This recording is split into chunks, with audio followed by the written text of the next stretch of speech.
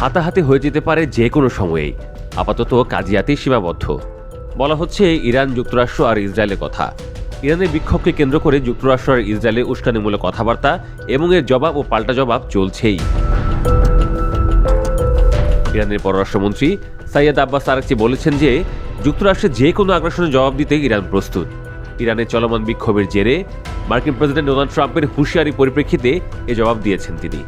Abbas Araghchi Donald ট্রাম্পকে তেহরানের অভ্যন্তরীণ বিষয়ে হস্তক্ষেপের বিরুদ্ধে সতর্ক করে জানান, দেশের সশস্ত্র বাহিনী ওয়াশিংটনের যে কোনো আক্রমণের জবাব দিতে সম্পূর্ণ প্রস্তুত। এর আগে জীবনযাত্রার ব্যয় বৃদ্ধির প্রতিবাদে ইরান জুড়ে চলমান বিক্ষোভে পুলিশের সঙ্গে সংঘর্ষে 7 জন প্রাণহানির ঘটনায় কড়া হুঁশিয়ারি দেন মার্কিন প্রেসিডেন্ট। নিজের সামাজিক যোগাযোগ মাধ্যম ট্রুথ সোশ্যালে দেওয়া বার্তায় ট্রাম্প লেখেন, ইরান সরকার শান্তিপূর্ণ বিক্ষোভকারীদের হত্যা করলে তাদের উদ্ধারে এগিয়ে আসবে যুক্তরাষ্ট্র। এ লক্ষ্যে মার্কিন সামরিক বাহিনী পুরোপুরি প্রস্তুত বলেও হুমকি দেন তিনি। চরম অর্থনৈতিক সংকটের মধ্যে গেল 29শে ডিসেম্বর ধর্মঘটে ডাক দেন তেহরানের দোকান মালিকরা, যা এখন গোটা দেশে ছড়িয়ে পড়েছে। সতর্কবার্তা শুধু আরাকচি দেননি, দিয়েছেন দেশটির সর্বোচ্চ নেতা আয়াতুল্লাহ আলী খামেনির জ্যেষ্ঠ উপদেষ্টা আলী লারিজানিও। ইরানের অভ্যন্তরীণ বিষয়ে যুক্তরাষ্ট্রের হস্তক্ষেপ পুরো অঞ্চলকে অস্থিতিশীল করে তুলতে পারে এবং এতে ওয়াশিংটনের স্বার্থই ক্ষতিগ্রস্ত হবে, এমন মন্তব্য করেছেন লারিজানি। মধ্যপ্রাচ্য জুড়ে সম্ভাব্য বিশৃঙ্খলার আশঙ্কাও তুলে ধরেন তিনি।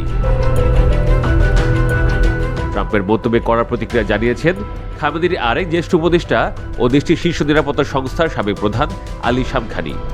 সামাজিক যোগাযোগ মাধ্যম এক্সে দেয়া পোস্টে তিনি লেখেন, ইরানিরা যুক্তরাষ্ট্রের তথাকথিত উদ্ধারের ইতিহাস ভালোভাবেই জানে।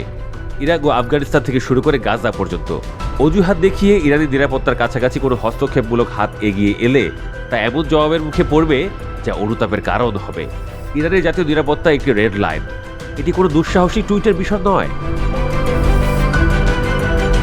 এদিকে ইরানে চলমান বিক্ষোভকে কেন্দ্র করে মার্কিন প্রেসিডেন্ট ট্রাম্পের দেয়া অবৈধ হুমকিকে জাতিসংঘ সনদ ও আন্তর্জাতিক আইনের স্পষ্ট লঙ্ঘন উল্লেখ করেছে তেহরান।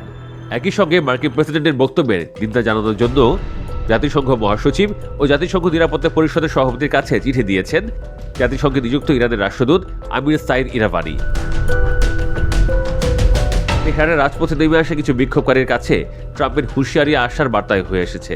তারা জানান, ট্রাম্প বা ইসরায়েলের প্রধানমন্ত্রী নেতানিয়াহু কিছু বললেই প্রশাসন চাপে পড়ে। তেহরানের কিছু বাসিন্দা বলেছেন, ট্রাম্পের মন্তব্যে আতঙ্কিত না হয়ে আইনসম্মত ও শান্তিপূর্ণ বিক্ষোভ চালিয়ে যাবেন তারা।